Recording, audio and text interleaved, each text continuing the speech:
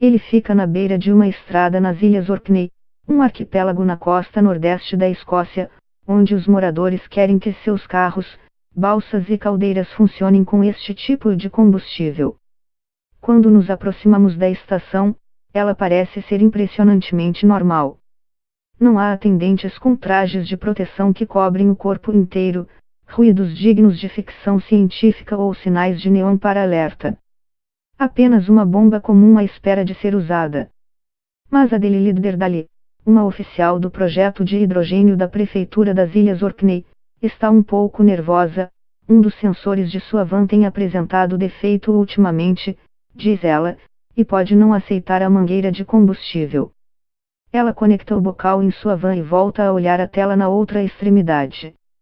Parece ficar aliviada quando vê a indicação de que o processo de abastecimento começou. Desde que as Ilhas Orkney começaram a planejar sua economia baseada em hidrogênio, em 2016, nem sempre tudo correu tão tranquilamente. Quando 5 vans, incluindo esta, chegaram, em 2017, o arquipélago não tinha hidrogênio para abastecê-las, já que a produção ainda não estava em andamento.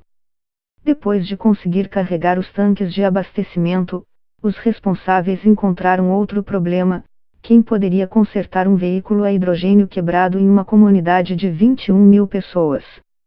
Em resposta aos desafios, os moradores contrataram um especialista para treinar um mecânico local, criaram novos programas educacionais para operadores de balsas e elaboraram regulamentos para atualizar a lei marítima para permitir o uso de hidrogênio em embarcações. E não para por aí. Se tudo correr conforme o planejado, até 2021, estas ilhas terão a primeira balsa para carros e passageiros do mundo movida apenas por hidrogênio. O arquipélago pode parecer um lugar improvável para tais aspirações de vanguarda. Mas, se conseguir fazer isso, pode inspirar outras comunidades a também dependerem menos de combustíveis fósseis. Se podemos sonhar com dirigir um navio a hidrogênio, não há razão para que outros não sigam pelo mesmo caminho, diz Dali. Agora, enquanto dirigimos pela capital de Orkney, Kirkwall, o hidrogênio se combina com o oxigênio dentro da van para produzir uma reação elétrica que aciona o motor. A única emissão é água pura. Em outras palavras, não há poluição do ar nem emissões de gases de efeito estufa, como o dióxido de carbono, que contribuem para o aquecimento global. Além dos carros, o hidrogênio poderia ser usado para aquecer edifícios, alimentar instalações elétricas, mover trens, balsas e navios de carga e em processos industriais.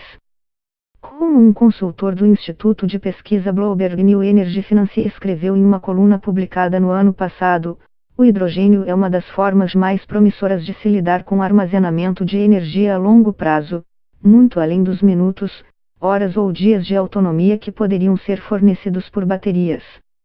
Mas produzir hidrogênio é complicado. Embora seja a substância química mais abundante no universo, muito pouco dela está disponível como gás.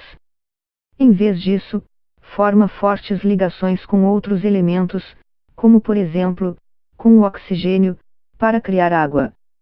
Você precisa quebrar essas ligações para liberá-lo para ser usado. Esse processo requer uma grande quantidade de eletricidade, que pode não vir de fontes limpas em si e que poderia estar sendo usada para outros propósitos, como em veículos elétricos.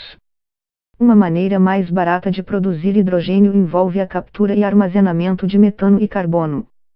Alguns especialistas argumentam que isso pode fazer mais sentido em larga escala, mas pode não ser tão simples. No entanto, uma pesquisa publicada em fevereiro de 2019 na revista Nature aponta que o hidrogênio produzido usando eletricidade renovável pode ser competitivo em termos de custo em relação a metano e carbono em uma década. Mas, para as Ilhas Orkney, o hidrogênio via eletricidade funciona bem. O arquipélago já possui uma das maiores frotas de veículos elétricos do Reino Unido. E, mais importante, graças a fontes como energia das marés e das ondas, as Ilhas Orkney geram mais eletricidade limpa do que seus habitantes precisam. Mesmo depois de exportar o excedente para a rede nacional britânica, os ventos, ondas e marés das ilhas geram cerca de 130% da eletricidade de que sua população necessita.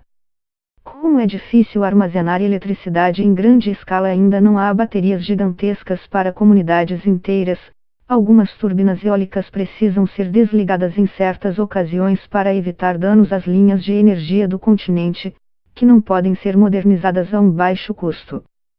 Este corte irrita os moradores das ilhas, e também sai caro para as comunidades que investem em energia limpa. Eles preferem manter as turbinas em movimento ou, alternativamente, encontrar uma forma de usá-las. Então, os moradores tiveram uma ideia: e se usarmos energia limpa excedente para produzir hidrogênio? Edai tinha muita energia limpa e nenhuma maneira de usá-la. A população havia investido em uma turbina eólica, na esperança de vender eletricidade à rede nacional do Reino Unido e lucrar com a revolução da energia verde. Mas, no final daquele ano, a empresa operadora da rede anunciou que muitas novas turbinas haviam surgido no norte da Escócia e que não poderia absorver toda a energia limpa produzida, diz o prefeito das Ilhas Orkney, James Stockan. A ilha também é o local onde o Centro Europeu de Energia Marinha, EMEC, na sigla em inglês, a principal instituição global de energia de marés, testa novas turbinas do tipo nas águas escocesas. Com duas fontes confiáveis de energia limpa, a ilha se tornou um lugar ideal para começar a fabricar hidrogênio. Mas, antes de mais nada, os moradores do arquipélago queriam saber se poderiam produzi-lo em primeiro lugar. Em setembro de 2017, uma pesquisa apoiada pelo governo escocês deu a resposta. Dentro de um container verde do tamanho de um trailer, os cientistas passaram eletricidade através da água para dividir suas moléculas em hidrogênio e oxigênio em um processo chamado eletrólise. O oxigênio foi liberado de volta à atmosfera. O hidrogênio foi cuidadosamente comprimido e armazenado em cilindros, usados primeiramente para uma aplicação bastante modesta. Seu conteúdo foi convertido em eletricidade por meio de uma célula de combustível no porto de Kirkwall, para acender luzes em alguns dos navios do porto, bem como aquecer um salão frequentado por marinheiros. Foi a prova de que se você tem muito vento em uma sexta-feira, pode criar hidrogênio com ele e usá-lo para ligar as luzes, aquecer um quarto ou ligar seu carro no domingo. Depois disso, novos projetos começaram a surgir rapidamente. Uma segunda estação de eletrólise foi instalada na ilha de Chapinsay, bem como uma caldeira para uma escola e plantas para criar uma balsa híbrida. Enquanto isso, havia várias estações de recarga e 5 caminhões adaptados a hidrogênio. Mas havia metas ainda mais ambiciosas à frente. Quando nossa balsa saiu do porto, o motor movido a diesel e pistões fez barulho, mas ninguém a bordo parecia se importar. Os cerca de uma dúzia de passageiros permaneceram conversando entre si ou navegando em seus telefones. Inicialmente, vinha às Ilhas Orkney por causa deste navio. Empresas e governos em todo o mundo estão pesquisando como usar o hidrogênio para limpar a poluidora indústria de transporte marítimo, que é responsável por mais de 2% de todas as emissões globais de dióxido de carbono.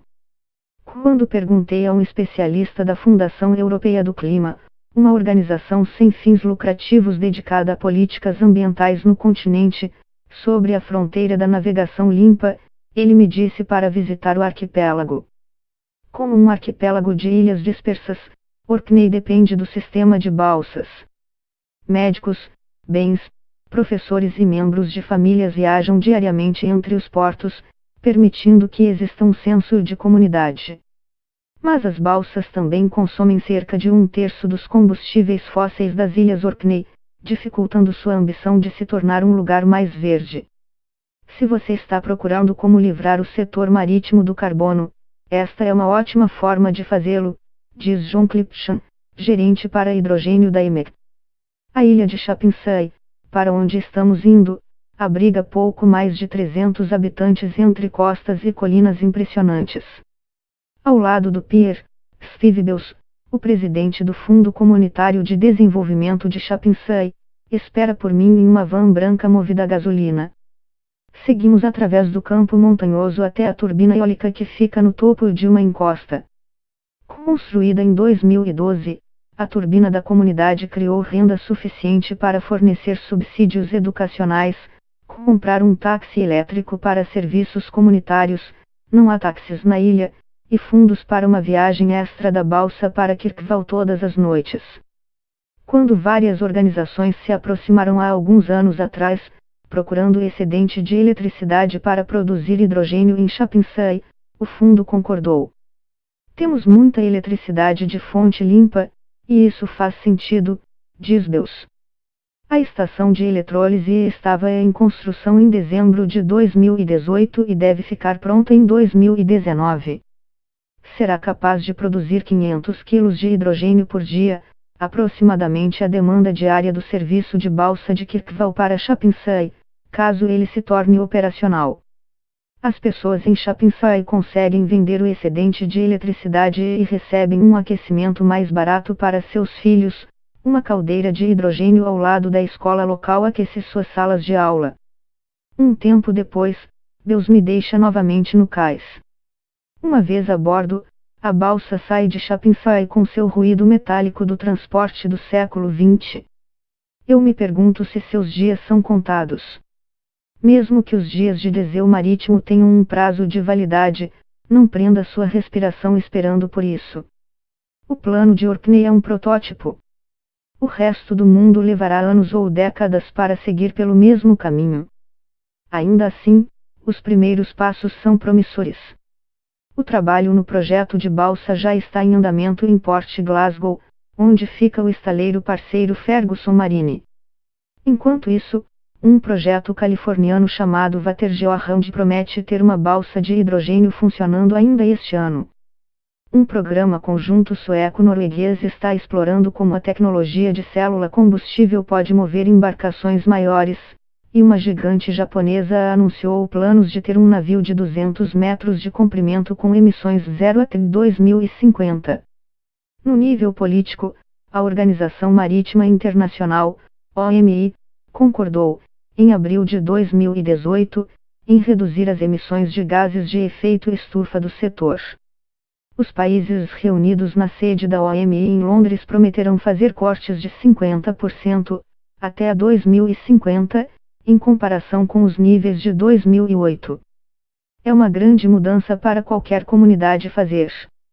Da casa em que fiquei em Stromness, a segunda cidade mais populosa das Ilhas Orkney, pude ver Flota, uma pequena ilha conhecida por seu terminal de petróleo. A certa altura, foi o segundo maior a atender o Mar do Norte britânico.